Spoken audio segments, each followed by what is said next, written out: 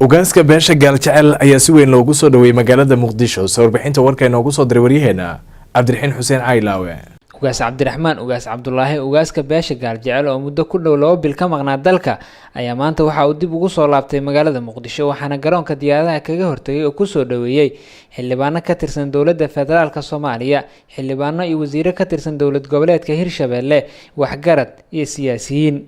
ugu horeyntii xildhibaan Cabdisattaar Sheekh Xasan iyo xildhibaan Daahir Amiin Jeesow ayaa ka hadlay soo dhaweynta ugaaska.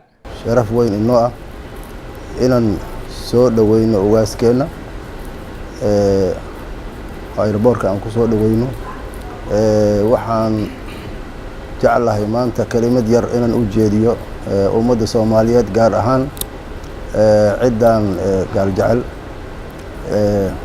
wax aan lagu helin maxuu ahay midnimo aan lagu helin wax lagu gaaray midnimo la'aanteed wax la gaaray ma jiraan marka waxaan u dardaarmayaa nafsadeyda iyo ummadda Soomaaliyeed iyo gaar ahaan Gaaljecel waxaan u dardaarmayaa in ay ku dadaalaan kala dambeydka ugaas soo dhawow ku soo dhawow dalkaagi mininkaaga waaye meeshii ka tagtay waaye insha Allah soddonkii casho aad naga maqneed bishii ku dhawaad wax dhibaato hadda wadanka ka dhacay oo la taaban karo warbixin ka siina male alxamdulillah. xildhibaan Maxamed Cabdiraxmaan Khayre oo kamid ah xildhibaanada baarlamaanka Hirshabeelle iyo nabadoono garoonka aadan cadde ku soo dhaweeyay ugaaska ayaa sheegay inay ku faraxsan yihiin in ugaas Cabdiraxmaan ay ku soo dhaweeyaan magaalada Muqdisho. farxad weyn ayay noo tahay inaan maanta soo dhaweyno ugaas Cabdiraxmaan ugaas Cabdullaahi ugaas Maxamed oo ah ugaaska 23aad ee beelweynta Gaaljecel.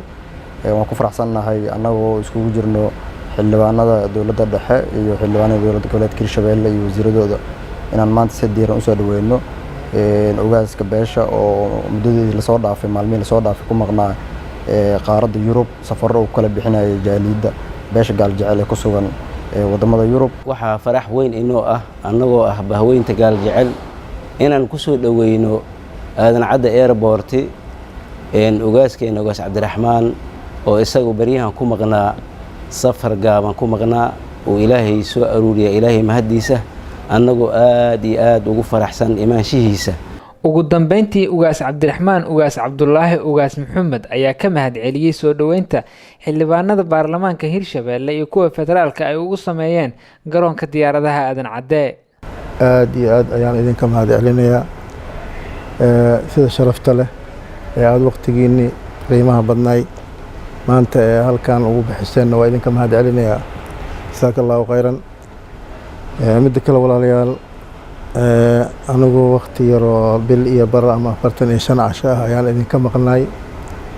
haddii Ilaahay idmo waxaanan u baxay 2 arrimood arrimo dhinaca caafimaadka ah iyo dadkii maxaa yiraahdaa dadkii qaraabada ahay oo Australia iyo ahalkii joogay booqasho aan soo booqday.